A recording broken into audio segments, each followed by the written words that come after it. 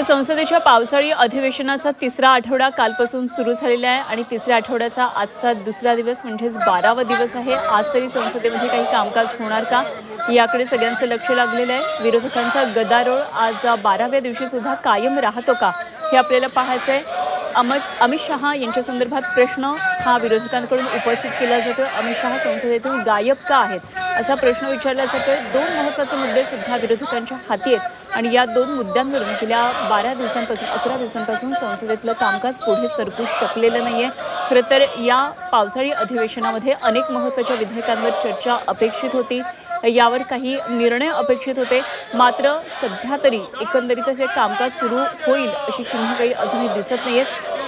सातत्यानं कामकाज तहकूब करावं लागते। लोकसभा अध्यक्षांनी यावर विरोधकांना वारंवार तंबी दिलेली आहे, सूचना दिलेल्या आहेत, मात्र विरोधकांचा गदारोळ हा कायम आहे। आजही संसदेच्या बाहेर आता विरोधकांचं पुन्हा एकदा आंदोलन सुरू झालेलं आहे। मोठी घोषणाबाजी सुरू आहे। प्रियंका गांधी आंदोलनामध्ये नेहमीसारख्या सहभागी झाल्या।